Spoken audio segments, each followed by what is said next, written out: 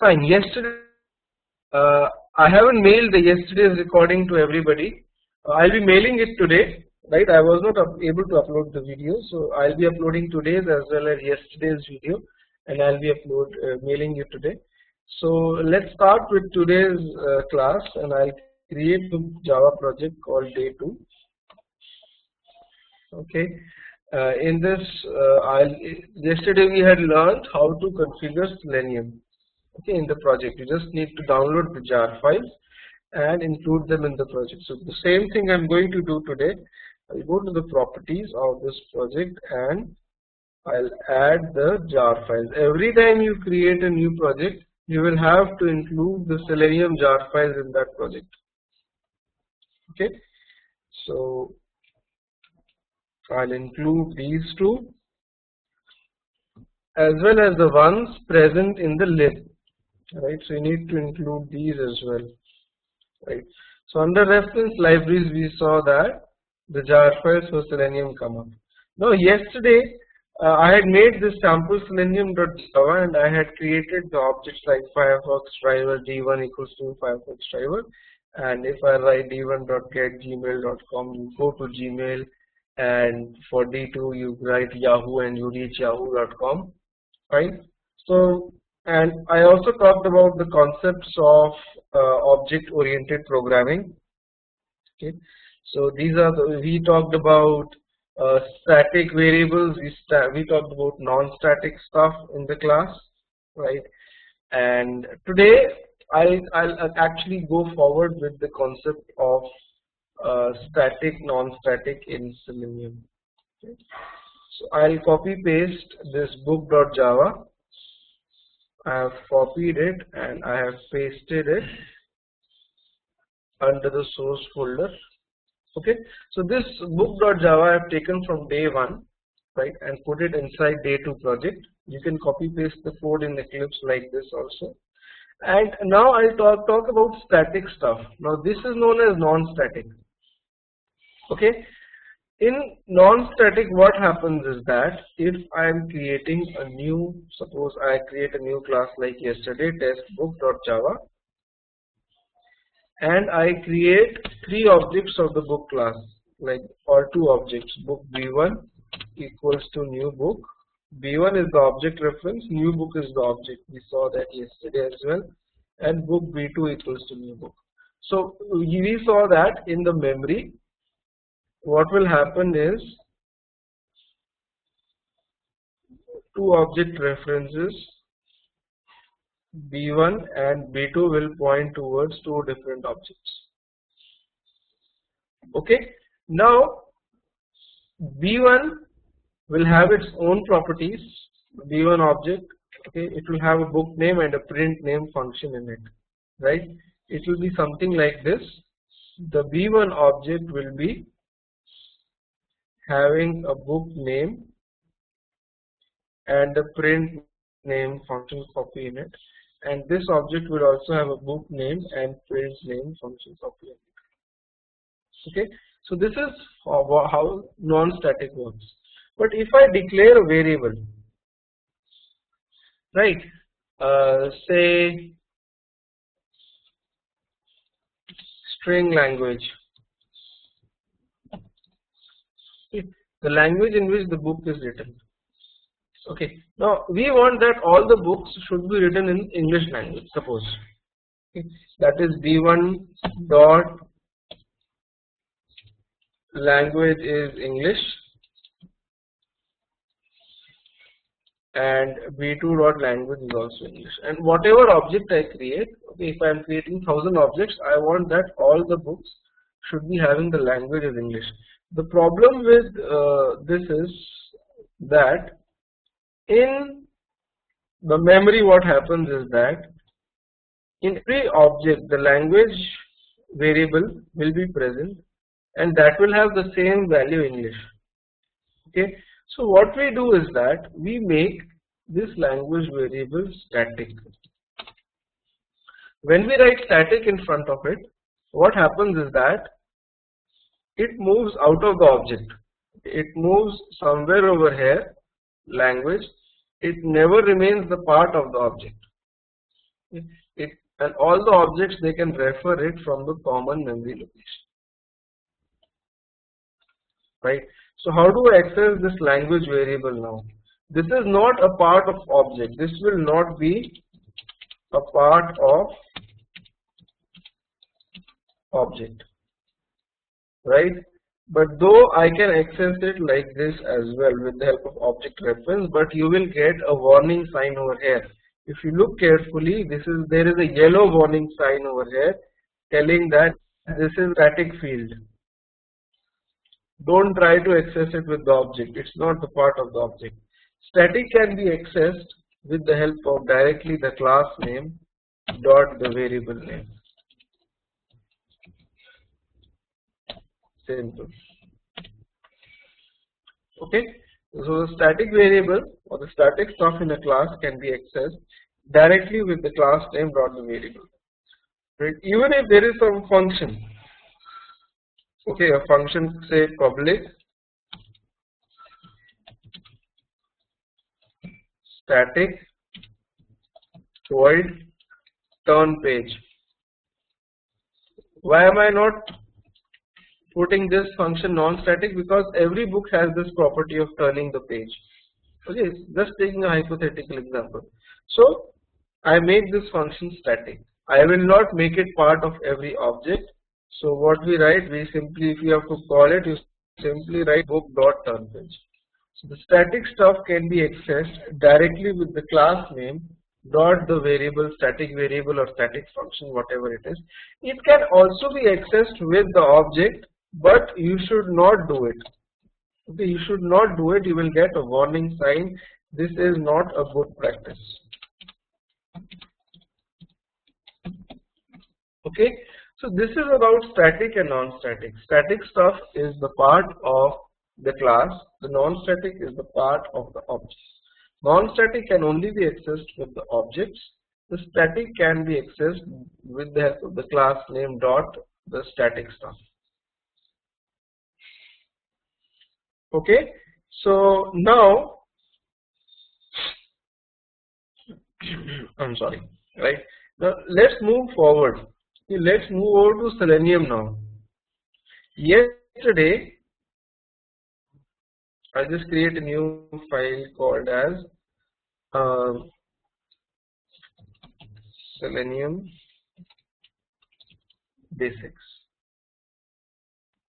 Yesterday what I had done was I had created the object of the class called as Firefox driver. D1 equals to new Firefox driver. Okay, hope everybody is able to hear me very clearly. If you are not able to hear me clearly, please let me know. Okay, I'll again repeat, you can ask me a question anytime. You can use the WebEx chat or you can unmute yourself and ask me a question. If you move your mouse on the top of WebEx, you will see the participants icon wherein you will see the name, your name, and you can click on the red icon in front of your name and you can mute or unmute yourself.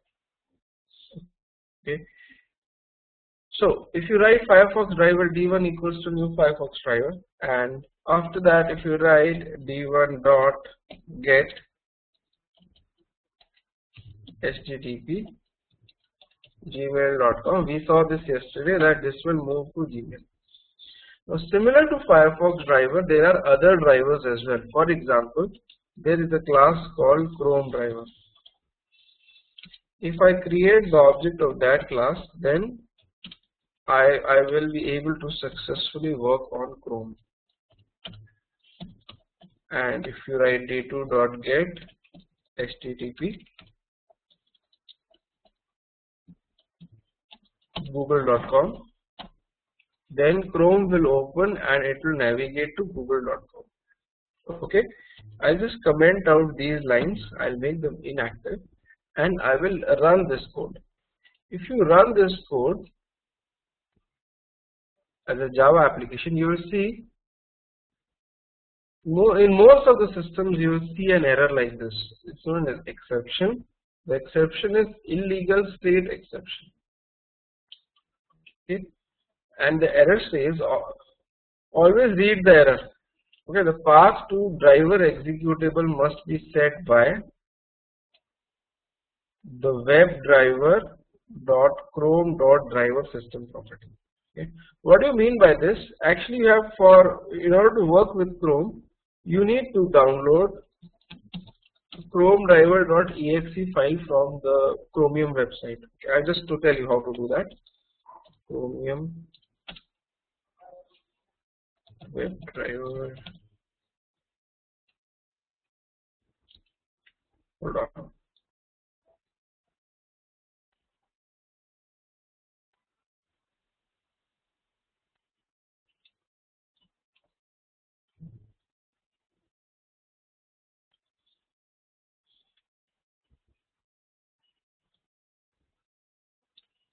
Just a minute. Yeah, you need to go to this link. Okay, I'll give this link to everybody on WebEx.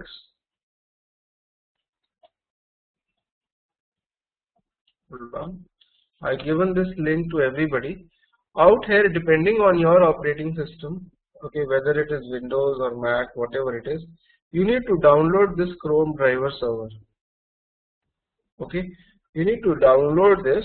In my system, I have downloaded it and extracted it in my C drive Chrome driver folder. Okay, out here, right? And in this Chrome driver folder, I have this file ChromeDriver.exe. Okay, now this exe file you actually download when you click on that link. Don't execute this exe file, it's not supposed to be executed. Okay, make sure that Chrome is already installed on your system and you have downloaded this exe file, right? And after that, okay, you need to set a system property. You need to write in Java system. Now system is an inbuilt class. Okay, system is an inbuilt class in Java, and if you write system dot, you will get all the static things inside that class. You see the red S mark over here in Eclipse tells you that these are the static stuff in that class, because I just told you static things can be accessed directly by the class name and dot. System is an inbuilt class, and these are the static things inside it. There is a function in it called set property. System.set property, you give the key name as WebDriver.Chrome.Driver and the value as the path to the exe which you have just downloaded. Okay, so this is the path to exe.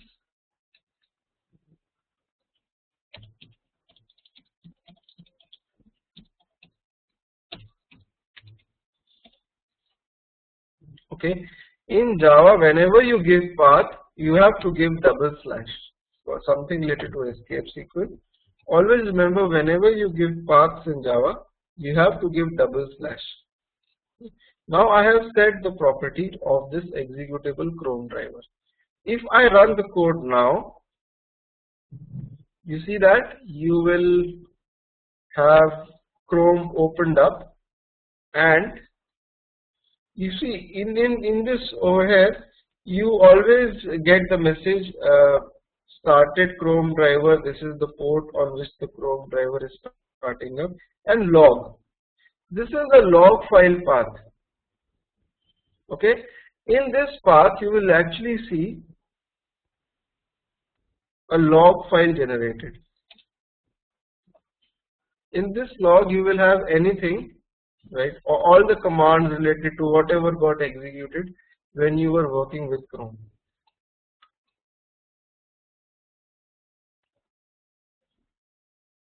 Okay, now similarly for IE as well, there is a driver known as Internet Explorer driver.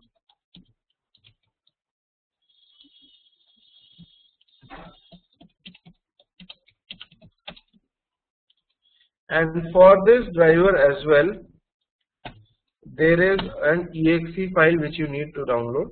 There is an exe file which you need to download. The thing is that basically I am using Windows Server operating system, okay, and I work on a server, so I don't have a proper version of IE. I have IE6 on my machine, but most of the guys today they have IE8 and IE9. So that exe file is for IE8 and IE9. You can just search on Google, just type Internet Explorer driver exe file, you will get it. Just download it and again set the system property WebDriver.ie.driver. In that you have to set the system property WebDriver.ie.driver, and that will start working. Okay, for Firefox you can directly write Firefox driver equals to new Firefox driver. Now support for other browsers like Opera, Safari and all is there, but it's not stable. Safari support was just included 2 months back, and Safari driver has come up out here, but it is not so stable. Okay. Now similarly there are many other drivers as well which we will talk about: Android driver, HTML driver, iPhone driver. Okay. Now how do I come to know that how many classes are there? There are so many classes, so much stuff to learn. Okay. So how do I organize my learning? How can you organize your learning curve? Okay, because there are so many drivers and so many concepts, right? To understand this, you need to understand the concept of interfaces in Java. Why am I talking about the concept of interfaces here? This is because you know what, Firefox driver is one class. It will have its own set of functions and methods. Chrome driver is another class which will have its own set of functions and methods. Internet Explorer similarly is a separate class. Fine. Now how do I manage this? Every class is a separate class. Fine. And every separate class out here will have separate functions. So how do I as a Selenium tester or developer, right, how can I remember which functions are there in which class? Because everything is inbuilt out here. The API is inbuilt, you just need to use the existing classes. To understand that, you need to understand the concept of interfaces in object-oriented programming. Okay, let's start with an interface. For example, I'll make a new and I'll select interface over here. Instead of a class, you select interface. Okay, and you will give the name to the interface as suppose I'll give the name as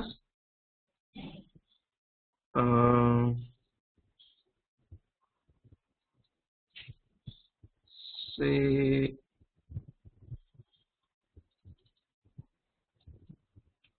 city. Okay, this is my interface city. Now what is an interface?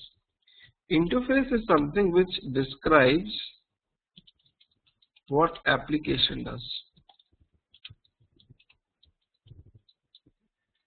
Okay, now in this interface you just have the methods and no method bodies. For example, public void.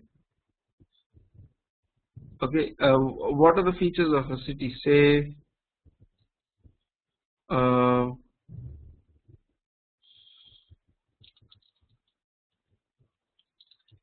manage traffic.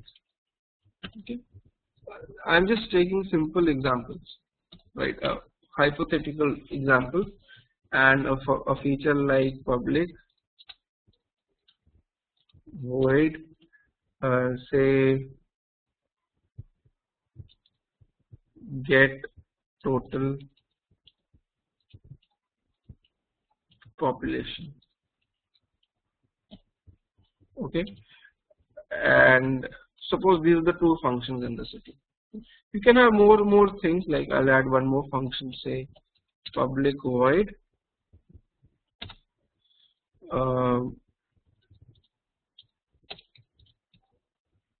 start new session.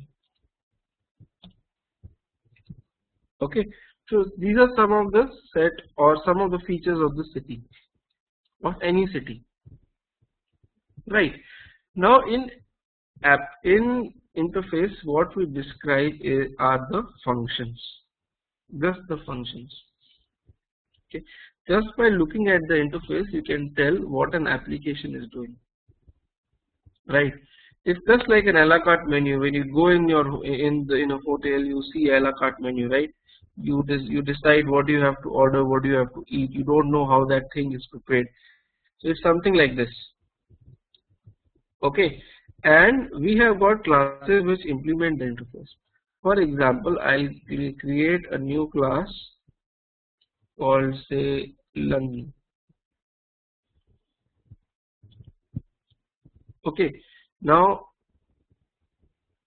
I'll write over here public class London implements city. Okay, now as soon as I write implement city, I get an error over here. Okay, now you select the option add unimplemented methods. If you move your mouse over the error, you will see two possible fixes. So I'll add the unimplemented method. So what I have is something like this. If a class is implementing an interface, then it's mandatory for it to implement all the functions in the interface. You have to give the body to the functions in the interface in that particular class. It is mandatory. And @override over here, it's a symbol. It's a symbol which will tell the developer that this function is coming from the interface London. Sorry, from the interface city. These functions are coming from the interface city. Even if I remove this, it doesn't make a difference. Okay, it doesn't make a difference, but it's a good practice to write this. This is known as an annotation, right? So inside manage traffic, I can write simply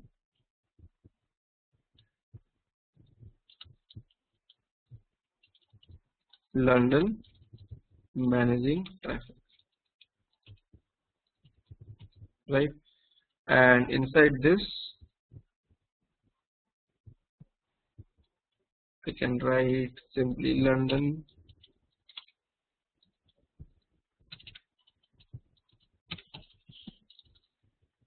and new session in something like this. Okay, and similarly I can make a new class called as say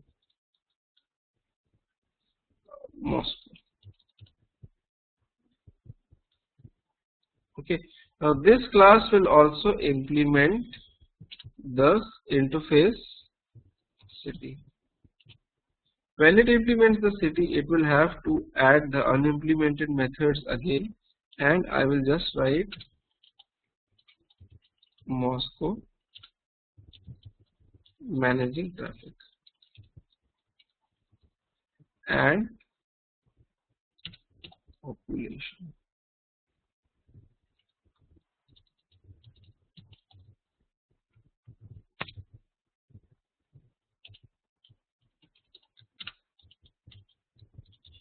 Just a minute guys, I'll just tell you what's the relevance of this. Whatever I'm doing, what is the relevance of this thing, right? You'll come to know.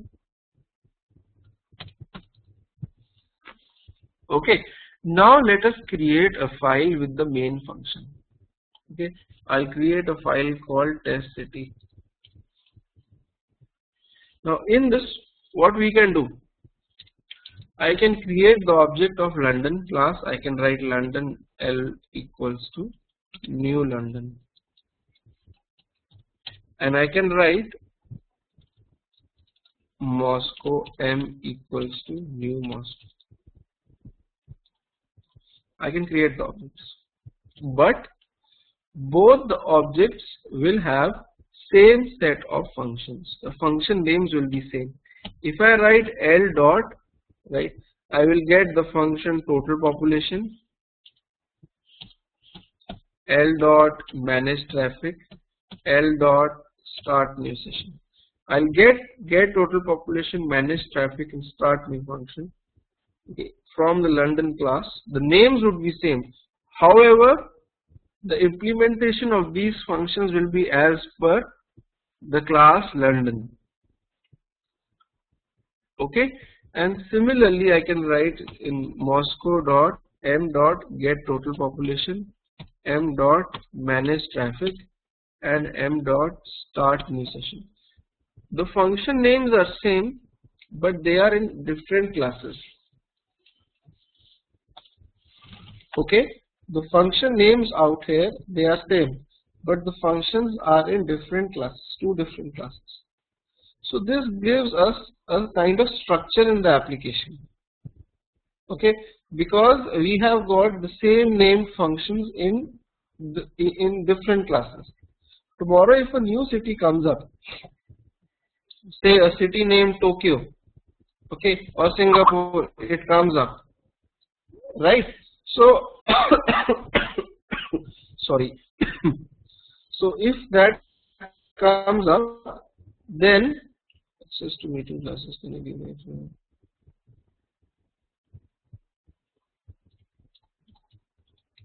Just a minute, guys.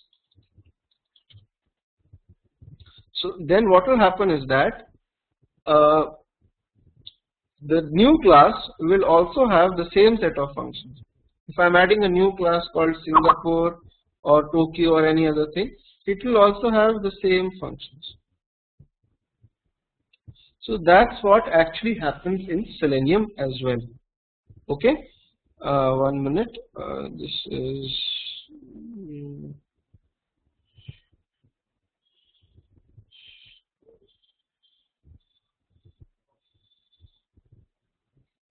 just giving the URL.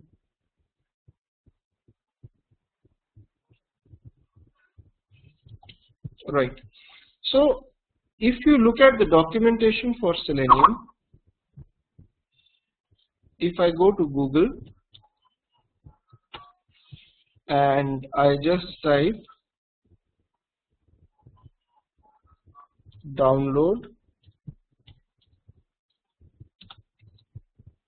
Selenium, okay, and if you go to the Selenium website,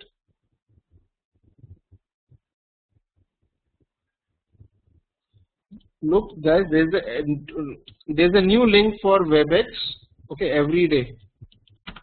Okay, every day you will get a new link. Okay, so right now out here we have the documentation Java docs, right, which I talked about yesterday. If you go to this thing, right, you will see that you will see, if you scroll down, these are all the classes in the WebDriver API, right. Whatever is written in italics is an interface. Whatever is written in italics out here is an interface. For example, there is a mouse interface. Okay, mouse is written in italics. It's got some features related to mouse like click, context click, double click, mouse down, mouse move, and these are all the implementing classes in the API. Event firing mouse and HTML unit mouse, these are the two classes which implement the mouse interface. Okay, if you go to event firing mouse, you will see the features of event firing mouse. So both the classes event firing mouse and HTML mouse will have same set of functions. That is, these will be set of functions in them. Okay, everything in Selenium is inbuilt.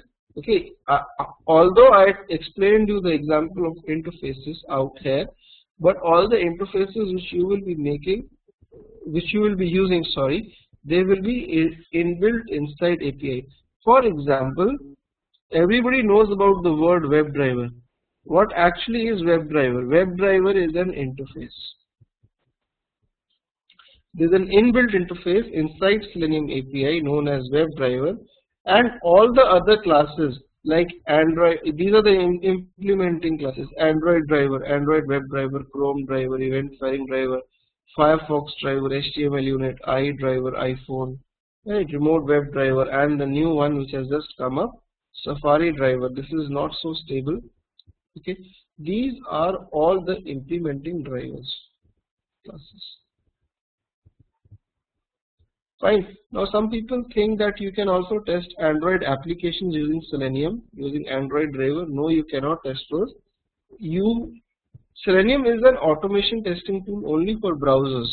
If you want to test how your website is working inside the Android phone or iPhone phone, you can actually use Android driver and iPhone driver. Okay, it's actually a browser testing tool. Okay, so if you want to test your website in the phones, you can use Selenium. It's not for applications or games or something like that. Okay, now if you scroll down, you will see that these are the methods in the WebDriver interface.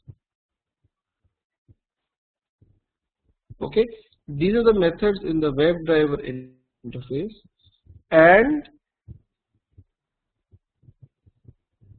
the same methods will also be present in all these drivers.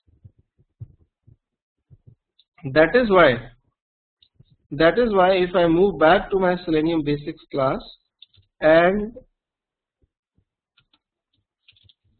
if I create the object of Firefox called D1, Chrome.D2 and I.D3, all the three classes over here, they implement one single interface called as WebDriver interface. So all the three classes will have same set of functions. If I write D1 dot in Firefox driver, I will have the same set of functions. If I have to go to a URL, if I have to navigate to a URL, you have to write driver.get and the name and specify the URL. Similarly, if I have to navigate to a URL in D2 using Chrome driver, again the same function is called D2.get function. Okay, and that will navigate to you to a particular URL. And similarly in D3 as well. If you write D3.get, give the URL and you will actually reach that particular URL. The function name is same, but the three driver classes are different. Similarly in Android driver as well, you will have the same functions. And in Safari driver. Tomorrow if a new driver comes up, say Opera driver, right, that driver will also implement the WebDriver interface and it will have the get function in it. Fine. Okay, now once I hope this is clear. If anybody has got any doubts in interfaces, let me know. Okay, now I will come back to the interface class, that is test city. Okay, fine. Now in this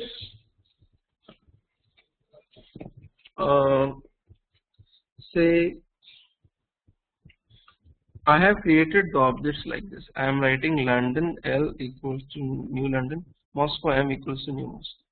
Now suppose out here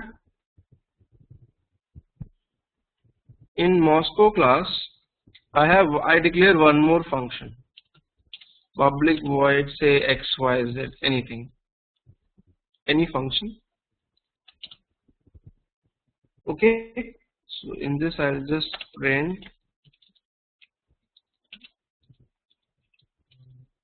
Now this function is only there for Moscow, it is not there for London. Okay, now if I write like this, city C1 equals to new city. What is city? City is an interface, and what I am trying to do, I am trying to create object of interface. City is the interface and London and Moscow are the classes which are implementing the interface. You will get an error because it is illegal to create the object of an interface. You cannot create the object of an interface. Why? Because an interface is just a definition. It's not got any body. It's not having any implementation inside it, right? So you cannot create the object of the city interface. But if I write city C2 equals to new London.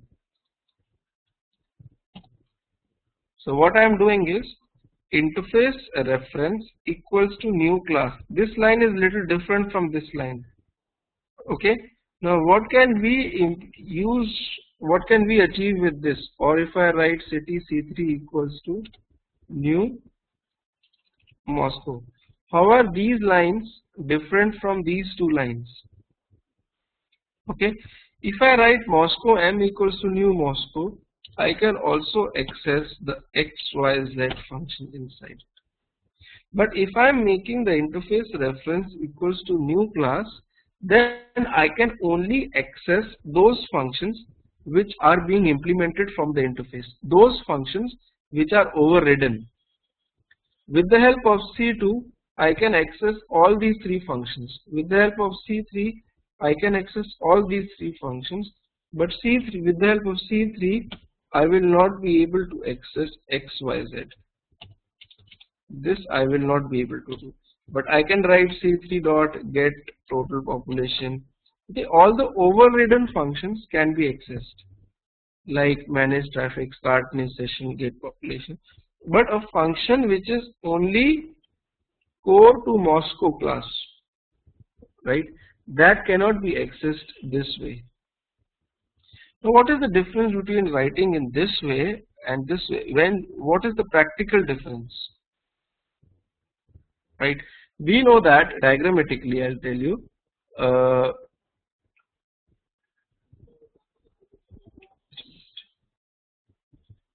WebDriver is the interface. Okay, Firefox driver,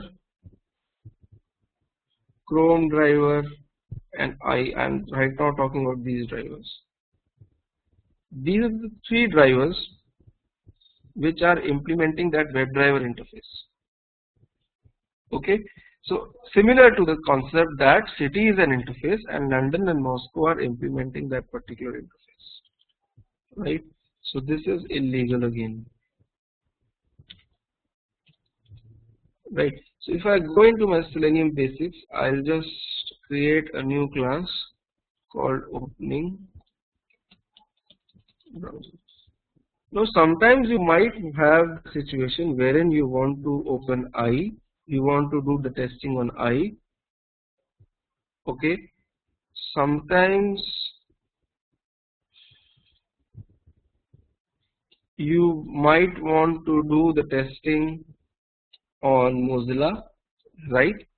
And sometimes you might want to use, say, Chrome or whatever it is. So I'll take a variable called string browser equals to Mozilla.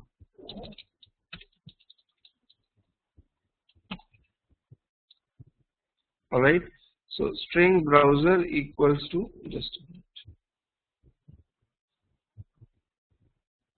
Alright, so string browser equals to Mozilla. Right, now generally we will read this browser name from some external source.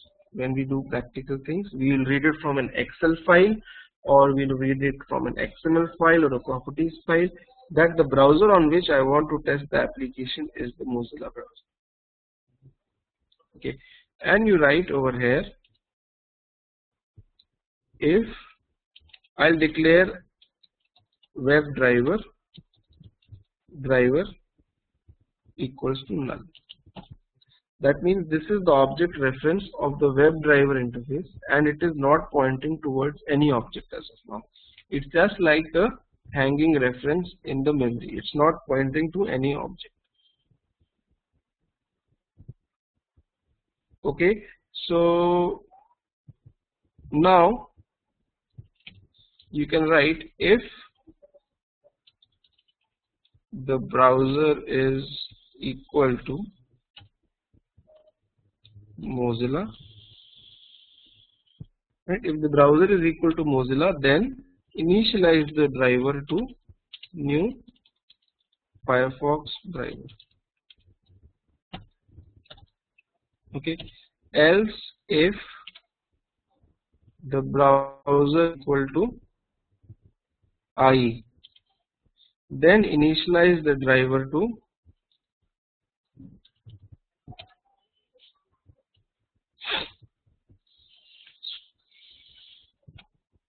new Internet Explorer driver. Right? And similarly, sorry, browser is equal to Chrome, then initialize the driver to new Chrome driver. Okay. You'll have to obviously set the path to the exe for IE and Chrome as well, which I am not doing right now. I'm just giving you the concept, which you'll be using later on while building the framework as well. And then you can fire the normal driver functions, because in Firefox, IE and Chrome the functions would be same. Okay, but this driver reference, I can just write driver dot get. I can call the any function or something like that. So this is helpful over there. You take the reference of the interface and later on you initialize it to the class which is implementing the interface. Okay, so just a minute, guys. Okay, so this driver over here, it is initializing to Firefox driver, Internet Explorer driver, Chrome driver, and you call the corresponding get function which will get you the specific URL. So this way what happens is that we generally change the data from the external source. In the Excel file I will change the data to IE. Automatically I will not have to change the code, the testing will start on IE. If in the external source I change the driver to Chrome driver, so obviously the testing will start happening in Chrome. So this is the usage of interface. Okay. You declare the reference of the interface and initialize it to the class which is implementing the interface. Okay, right? So this is how we work with the drivers Chrome, IE and this Firefox driver. Now what if after reaching the website I need to enter the username, I need to enter the password, I need to interact with the objects on the page. Technically objects means the stuff on the page, link, web edit, or say a button, whatever it is, the browser components. I want to, all the browser components are known as objects. Technically in automation we call them objects, right? So I want to interact with the browser and I want to write in an input field, I want to click on it. So for that, okay, for that I would request you guys to go and study HTML language for 15-20 minutes after the class is over today, because you know Selenium works on browsers and it goes into the HTML code of the website and works on it. What do you look, if I go to Google and I just type over here HTML tutorial, and if you go to this link out here, HTML tutorial W3 schools, okay, you will get a very good HTML tutorial over here. These are the links on the left side. Just read the basics. Okay, just read the basics, right? There's no need to go out here. Just read these things. You'll get a lot of knowledge, because you know what? If you right click on the page, you get the page source. This page source is nothing but the HTML code of the page, and Selenium actually parses this HTML code and works on this HTML code. So if you are aware of HTML language, it is very simple. It's not a rocket science. Anybody can learn it. Even like a 10-year-old kid can also make a website by learning a HTML code. It is very, very simple. Only thing is, if you have a good knowledge of HTML, then learning Selenium is 10 times easy. Okay, just go here, give enough time, and study these topics. It will just take 5 minutes for one topic to end. Right. And this website also has a try it yourself link over here, wherein you can write your own HTML code and try. For example, there are tags in HTML. H1 tag will be presenting a heading or something like that. Okay, you can try it. Right. Now I'll talk about HTML. I'll also talk about HTML. What I'll do is I'll make a Excel file called as HTML, because before working on Selenium you should actually work on this components. Okay. Now I will just create columns over here.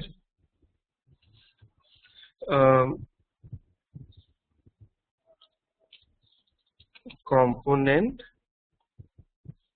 tag name, mandatory attributes,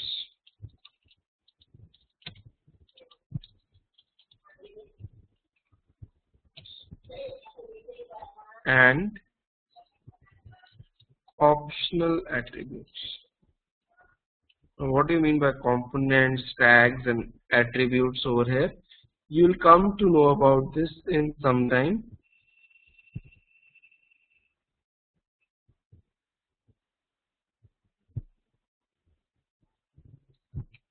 Okay, so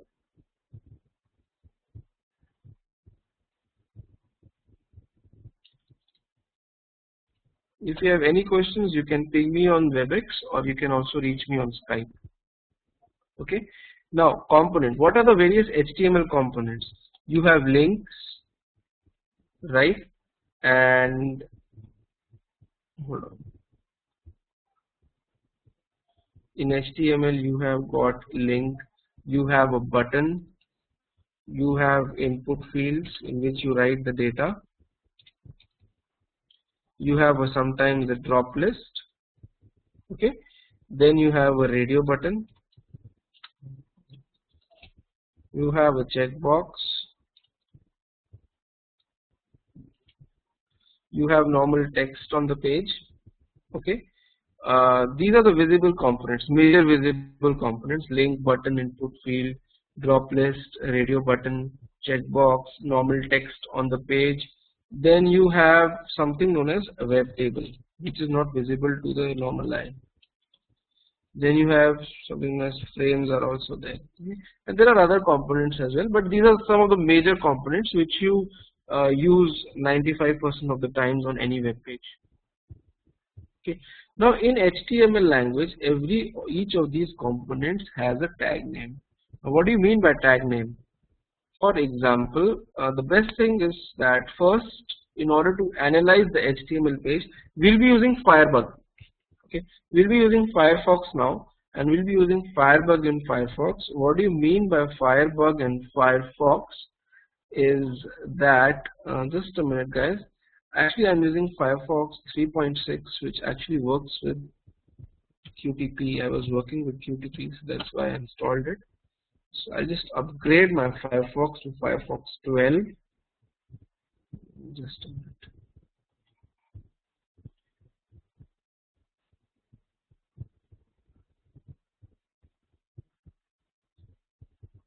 It will just take 1 minute.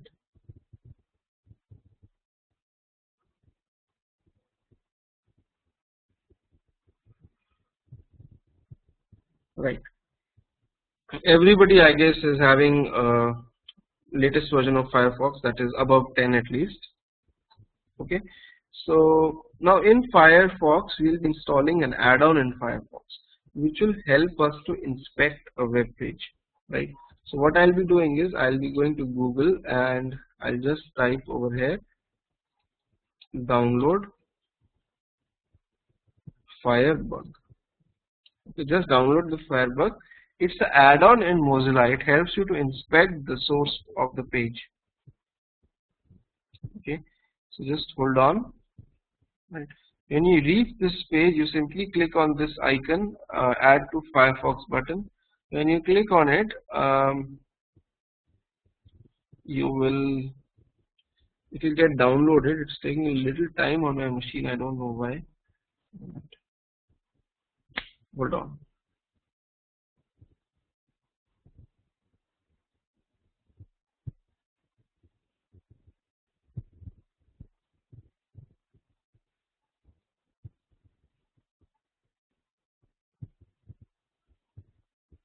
Okay, this will get added and you just click on the install button over here, and after that you'll have to restart your Firefox. Once you restart your Firefox, you will see that an icon will appear in your Firefox over here. This is the Firebug icon, or if you go to tools, you will get the Firebug option over here. If you click on open Firebug, you will get this kind of window. Okay, hold on, let me just improve the font size of this window because you will not be able to see it otherwise. Just give me 1 minute.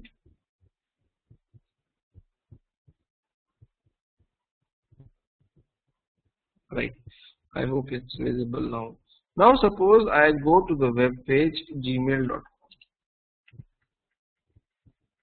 I reach the home page, and by clicking on the icon on the top right over here, I open Firebug, and in Firebug you click on this arrow. You see the arrow over here, this arrow, you click on this arrow, and now if you move your mouse anywhere on the page, okay, you will see that the Firebug will start displaying the code of that particular web component. For example, I move my mouse over the input field, that is the username field, and I click on it. As soon as I click on it, I get the HTML code corresponding to this input field. If you look at the HTML code, it starts with a conical bracket and has the word input written first. Every component on the page starts like this. For example, this component starts with a division name and class like this. This is a label, this is the input. So these are known as tags. Okay, the word which is written right next to the conical bracket is known as the tag name. Division is the tag name, label is a tag name, input is a tag name, and the rest, all the fields over here, these are known as the attributes. Okay, so every component has a tag name and has got certain attributes associated with it. For example, the sign in button over here has the tag name input and has got attributes such as ID, class, type, value and all, and name. These are the attributes, but the tag name is input. Okay, in case of the text, for example, the text out here, Gmail is built on the idea that email can be, right? So this is component has the tag name P. There is no attribute. There is no attribute. Okay, so in case of a link, let's start with link, right? Suppose there's a link over here, can't access your account. This is a link, or learn more is a link. If I inspect the learn more link, then the tag name is A. Always remember, most of you guys must be knowing this. This is the anchor tag, right? In all the links on all the web pages, they start with the anchor tag name A. So the tag name for the link is A. Okay, right? In case of a button, always remember, all the buttons on all the web pages have the tag name called input. Okay, so the tag name for the buttons is input. For an input text field, okay, a text field like the username field, if you investigate this in Firebug, always remember that in case of a text field as well, the tag name is always input. Right? In case of a drop list, that is a selection list, right? For example, this is the drop list over here. for selecting the country on the Gmail page, on the very bottom of the page there is a drop list. If I investigate this drop list, then always remember the drop list has the tag name called select.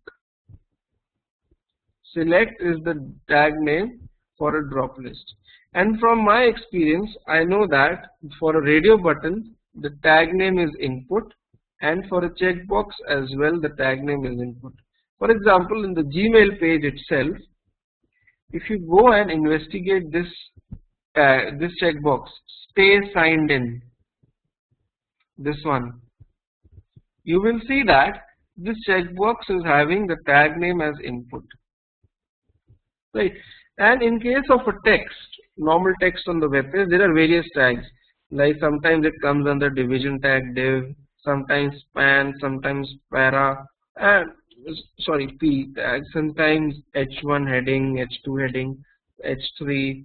There are no limited tags for text. There can be any number of tags. Sometimes it comes under a label tag, right?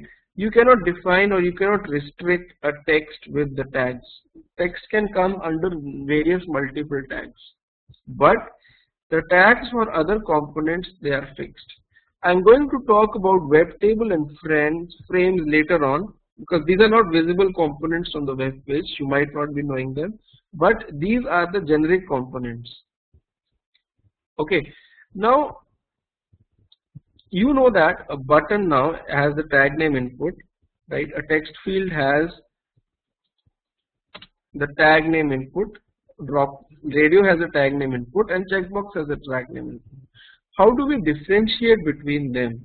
All the components, all these 4 components have the same tag name input, right? That is with the help of attributes. Okay, I told you that every tag has certain attributes. For example, the input tag over here has an attribute called ID, has an attribute called type, and has an attribute called value. This is the value attribute, and an attribute called name. Right? Every tag has certain attributes associated with it. Now in these attributes, some of the attributes are mandatory and some of the attributes are you can say optional. Okay, let's start with the link. For a link, okay, for any link, this href attribute is mandatory anytime. This href attribute in a link always points towards the URL which will open when you click on the link. Okay, so in case of a link, the mandatory attribute is href. In case of a button, for example, there is a sign in button over here, right? There is a sign in button over here. In case of the sign in button, okay, you have a mandatory attribute called as type. Always remember, the type equals to submit will always represent a button. In case of input field, for example, an input field like a username field. So this is going to be used in Selenium. That's why I'm creating the basics now. Because if I don't teach you this, you'll be confused while detecting objects in Selenium. Right? You should be knowing this matrix which I am creating. It's very important. Okay. In case of a text field, the type is always equals to email. Alright. This mistake which people think that they know this stuff and they actually end up doing this mistake, that they don't concentrate on HTML language, because if you have strong knowledge of HTML, you will not, sorry, it's not email, it's equals to text always in case of input fields. If you are not concentrating on HTML, you will end up, seriously, you will end up losing interest in Selenium, right? Because you'll actually learn later on that on the basis of these tags and attributes and all, you detect the objects, you have the XPATHS and all generated with these. Okay. In case of a drop list, there is no mandatory attribute. In case of a radio button, you have a mandatory attribute called type equals to radio. Okay, and in case of a checkbox, you have the type equals to checkbox. Okay. In case of a text, there is no mandatory attribute, right? Okay, Rubinder, I'll be sharing this mapping document with everybody after the class. I'll share it, right? So